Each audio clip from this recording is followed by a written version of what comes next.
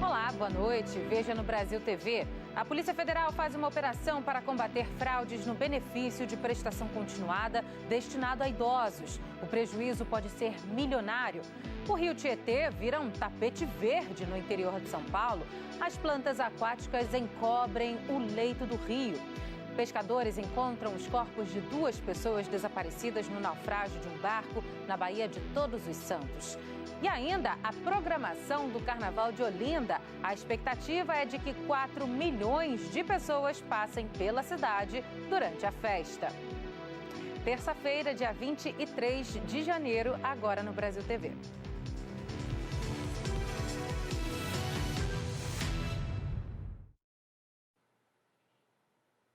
A Polícia Federal faz uma operação contra um grupo suspeito de fraudes em um benefício da Previdência Social destinado a idosos. O prejuízo aos cofres públicos pode chegar a 13 milhões de reais.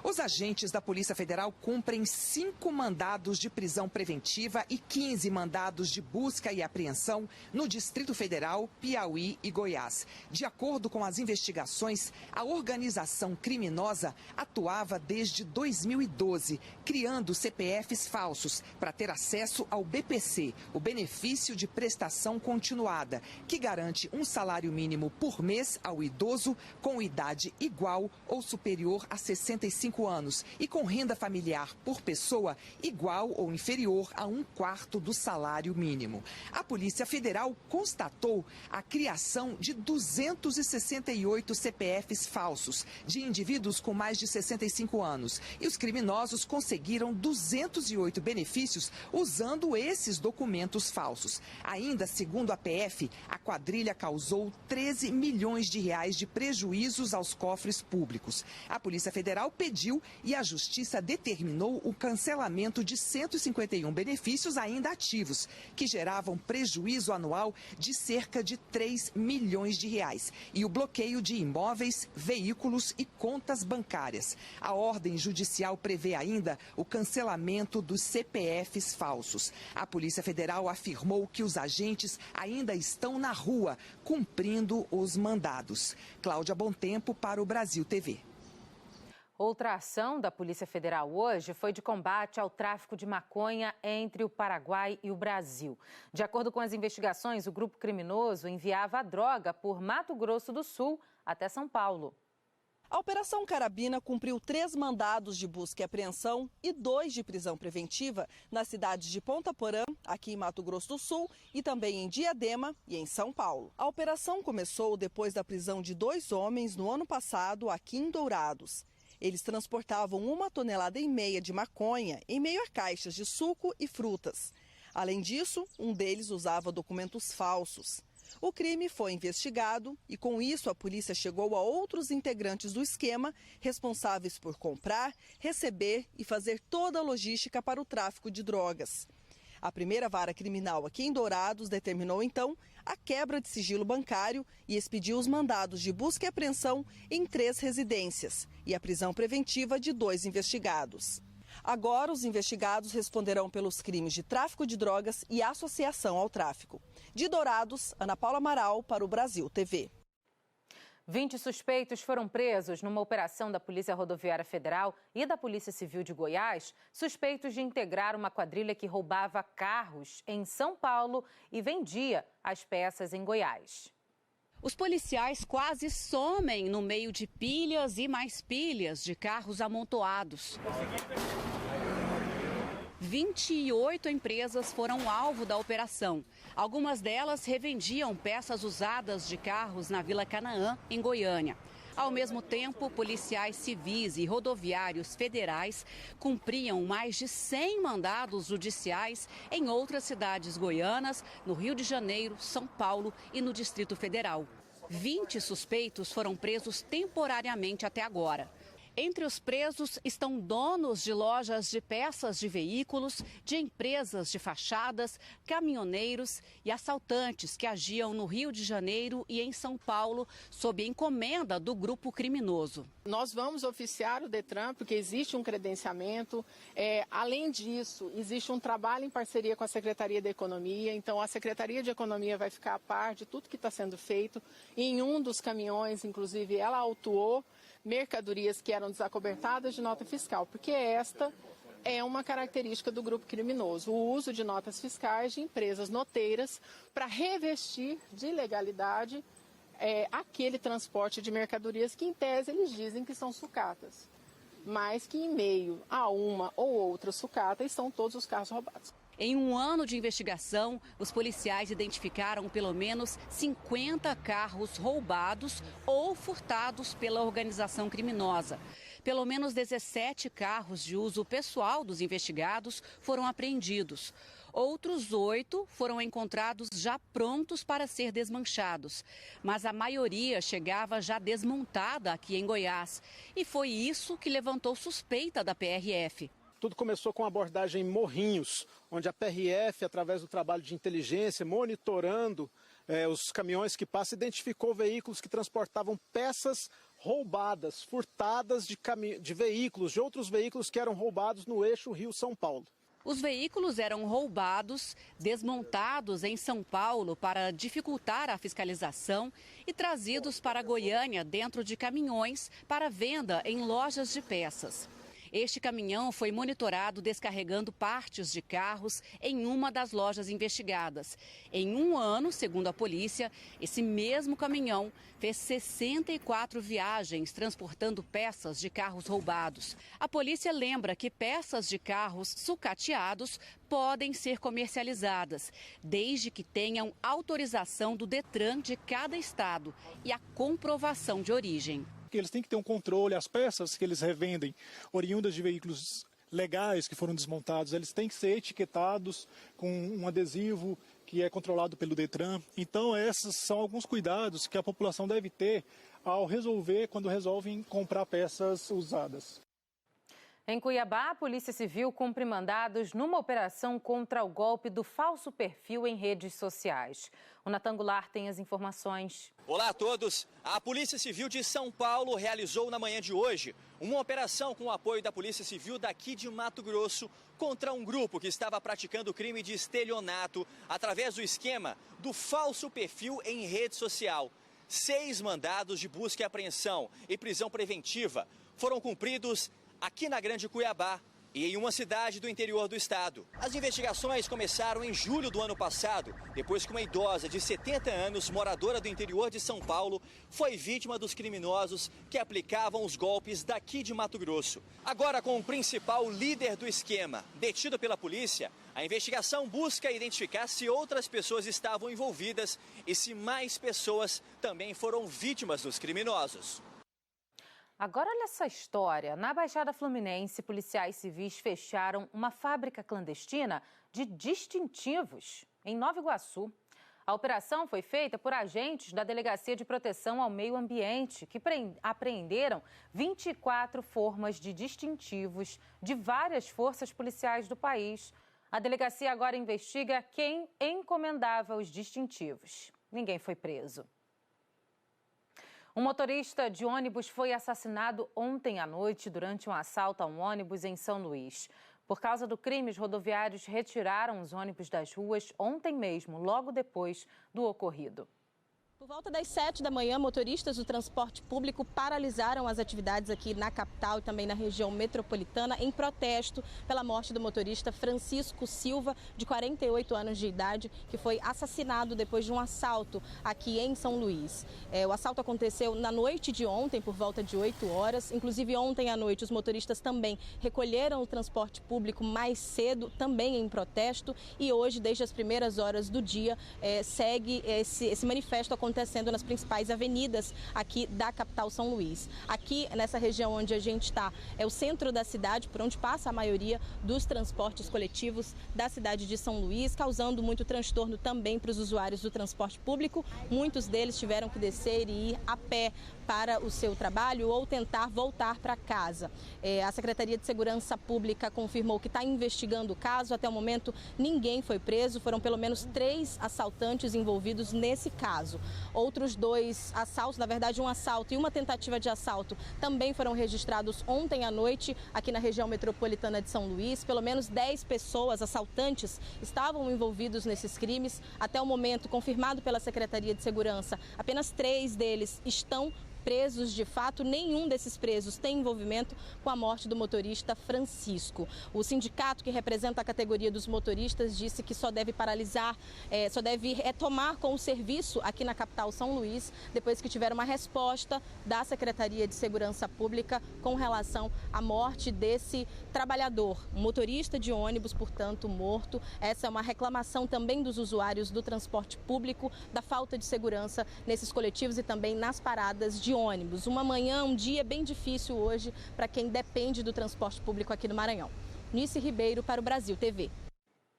A circulação dos ônibus em São Luís ainda não foi normalizada.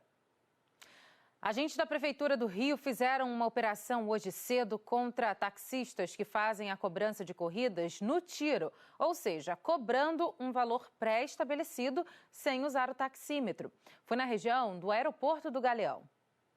A movimentação de táxis no aeroporto do Galeão, na Ilha do Governador, é intensa o dia inteiro. E o maior movimento é na área de desembarque. Essa manhã, uma operação da Prefeitura na saída do aeroporto tentou combater a cobrança de viagens feita de forma ilegal. Segundo o município, tem aumentado o número de denúncias sobre taxistas que cobram a viagem no tiro, ou seja, sem taxímetro e com o valor acordado de boca. Os fiscais pararam vários táxis e não demorou para acontecer o primeiro flagrante. O passageiro desse carro contou aos agentes que combinou uma corrida para a região do Porto por R$90. O senhor combinou o valor?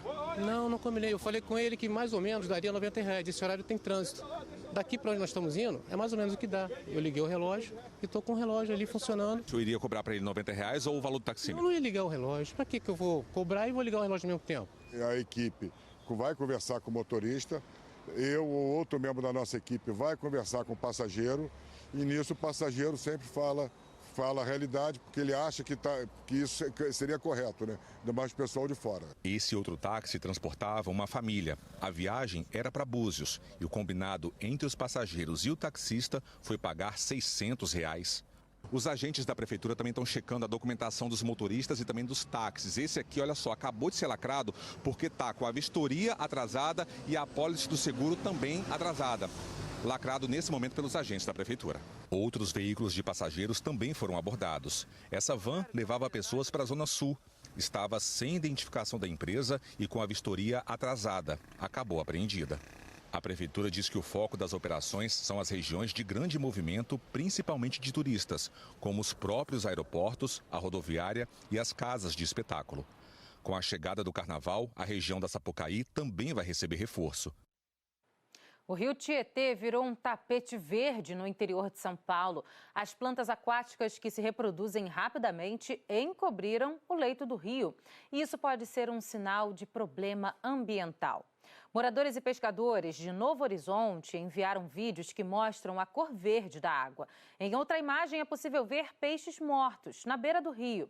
Segundo a Companhia Ambiental do Estado de São Paulo, as plantas aquáticas que se reproduzem de forma rápida são conhecidas por invadirem o rio.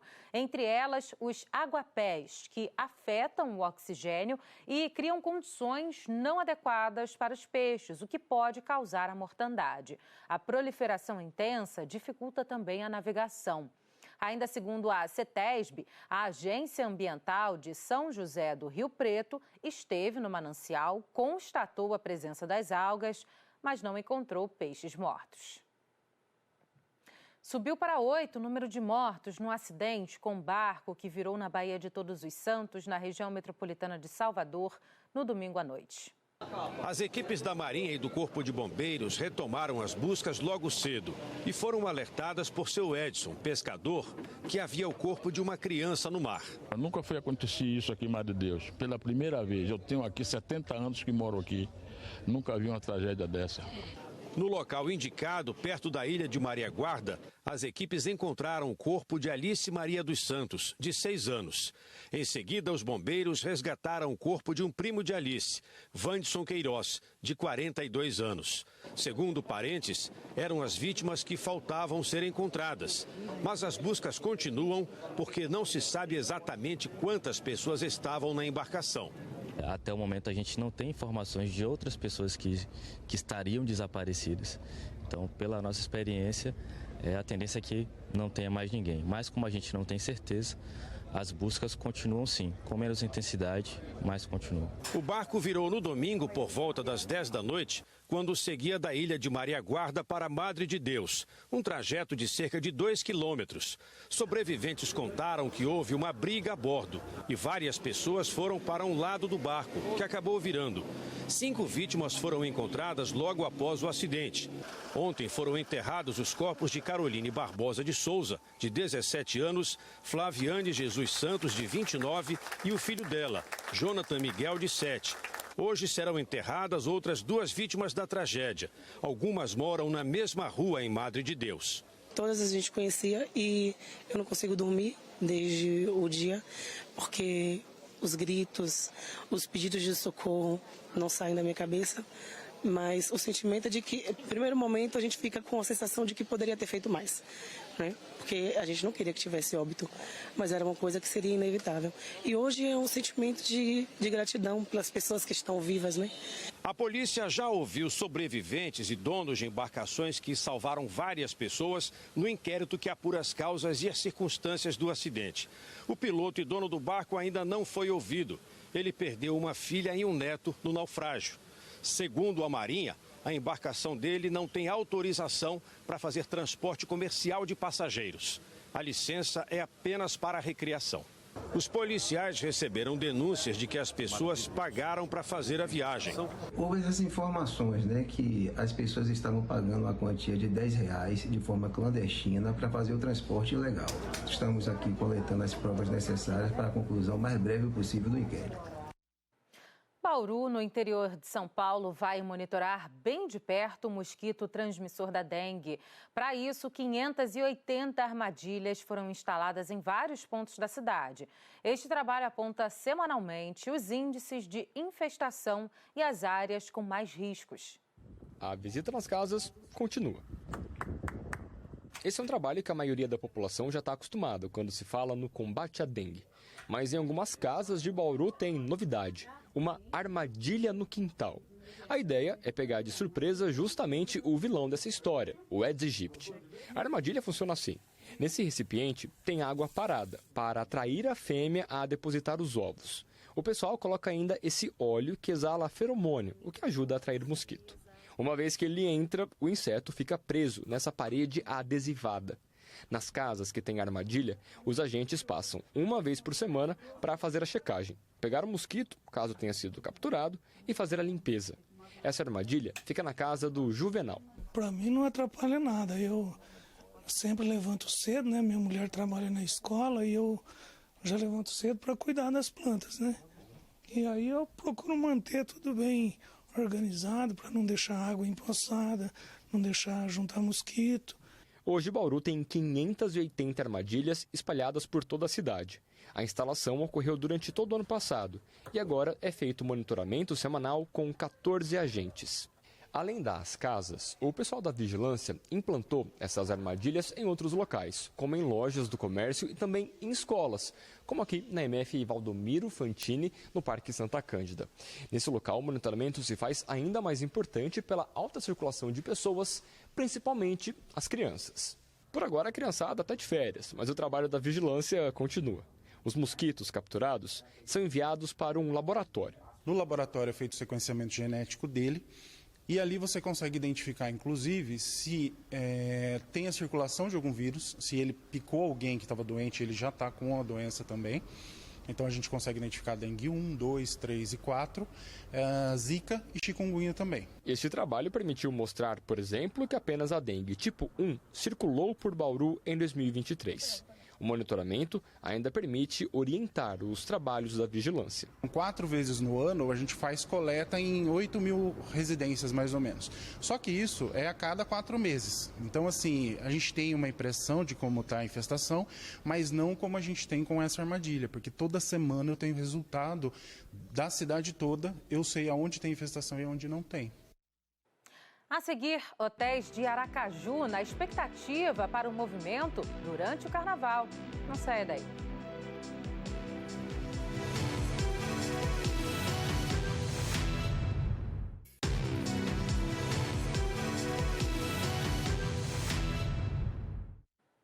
Brasil TV de volta, falando de carnaval. É que foi anunciada ontem a programação do Carnaval de Olinda. A expectativa é de que 4 milhões de pessoas passem pela cidade durante a festa. O Carnaval de Olinda desse ano deverá movimentar 400 milhões de reais na economia da cidade. 50 milhões a mais do que no ano passado. O tema da festa desse ano será o Carnaval de Olinda é a cara da gente. Entre as atrações anunciadas para o Carnaval de Olinda estão Alceu Valença, Nação Zumbi, Priscila Senna, Rafaela Santos, Pitty, Lenine e Spock Frevo Orquestra. O nosso carnaval é um carnaval de rua, é um carnaval de frevo, um carnaval de agremiações que estão na rua. Primeiro colocando os nossos artistas de Olinda, os nossos artistas de Pernambuco e, claro, artistas que estão em evidências no cenário nacional da música como um todo. Detalhes sobre a decoração de Olinda também foram apresentados. Serão 7 pontos de decoração espalhados pela cidade. Entre as novidades desse ano foram anunciados 5 pontos fixos de orquestra de frevo. A prefeitura espera uma geração de 35 mil empregos na cidade no período. Para empreendedores que vão trabalhar na festa, será disponibilizada uma linha de crédito de até R$21 mil. Além disso, a gente também ofereceu curso de capacitação para essas pessoas, como tipo de manuseio de alimento, atendimento ao cliente, para que eles possam atender bem melhor o turista, o folião que chega para brincar o nosso carnaval. A Secretaria de Turismo do Estado também participou da coletiva e afirmou que Olinda é a cidade que mais vai receber investimentos no carnaval, por se tratar de um dos destinos mais procurados nessa época do ano. Tem uma grade que está batendo com o que a gente planeja no governo do estado, que é a valorização da nossa cultura. Todos os municípios estarão recebendo investimentos, mas em parceria com a prefeitura, aqui é o município que vai receber maior número de investimentos, sim, além de todo o esforço que está sendo feito desde as semanas pré-carnavalescas com a segurança pública para a gente garantir a tranquilidade do folião. A expectativa é de que 4 milhões de pessoas participem do carnaval na cidade entre os dias 8 e 14 de fevereiro. Os hotéis de Aracaju vivem a expectativa para o período do carnaval. Turistas em busca de belezas naturais e de sossego já se anteciparam para garantir a vaga. A alta temporada contagia o setor de turismo e a aproximação do carnaval também. Na orla de Aracaju já tem hotel com reservas esgotadas. Até pós-carnaval, temos ocupação total em nosso hotel. Muitas famílias procurando aqui o nosso hotel, o nosso estado e nossa cidade para aproveitar programações em família, praias, restaurantes, aquilo que a gente oferece de melhor aqui em Aracaju. Aqui também, neste outro hotel da capital, a procura por reservas tem sido intensa desde o mês passado. Desde dezembro, que a gente vem com uma boa ocupação, a procura está grande, esse mês de janeiro principalmente, que é mês de férias. Em fevereiro estamos tendo uma procura muito grande devido ao carnaval. E agora com essas novas programações que vêm saindo, a gente está na expectativa de atingir a meta de 100% também no mês de fevereiro. O turismo de lazer nessa temporada tem atraído aquele que está em busca de diversão e relaxamento. A gastronomia, os eventos, os barzinhos da orla. Então o pessoal tem muito nessa variedade de querer conhecer a cidade. Aracaju é um roteiro conhecido por sua tranquilidade e belezas naturais. Características que atraem aqueles turistas que fazem questão de um roteiro para descansar. Mas para aqueles que procuram um pouco de agitação, alguns hotéis oferecem alternativas dentro dos próprios estabelecimentos. Eles têm a opção de fazer programações fora, como praias, passeios, e também a opção de ficar aqui conosco, fazendo atividades recreativas, a equipe de recreação com muita interação com eles, brincadeiras para a criançada, banhos de piscina para passar esse calor. Então acaba se tornando uma programação bem rica, bem vasta, que faz com que eles queiram voltar ou até indiquem para outras pessoas. O setor turístico de Sergipe está com maiores índices de crescimento desde o mês passado. De acordo com dados publicados pela AENA Brasil, empresa responsável pela administração do Aeroporto Internacional de Santa Maria, em Aracaju, o mês de dezembro apresentou crescimento de 22,6% em comparação com o mesmo período de 2022. A expectativa é semelhante para este mês, com a aproximação de mais um período festivo, o de Carnaval. A gente está passando agora janeiro, que lógico, janeiro é um mês assim, o mais importante de todos, né, do nosso setor, é o que enche mesmo, né? E vai até o Carnaval, né? O Carnaval é meado do mês, né? Então a gente tem uma boa perspectiva também. Queremos permanecer com esse número de voos também e melhorar, se Deus quiser, ainda para o segundo semestre. Se Deus quiser, ainda vai melhorar o número de voos e com custo-benefício melhor também das passagens aéreas. Quem tira férias nesse período de alta estação, aproveita para passear, curtir o calor, o verde e o mar, como fez a Cláudia, que veio do estado de São Paulo para rever Sergipe. A gente, quando veio, gostou do passeio do encontro da água salgada com a água doce, e é uma cidade muito segura. Então as praias são limpas, tem infraestrutura, então tudo que a cidade oferece a gente gostou e resolveu retornar. O Brasil TV fica por aqui. Outras notícias no Jornal Nacional às 20h30 da noite, hora de Brasília. Uma ótima noite para você. Até amanhã.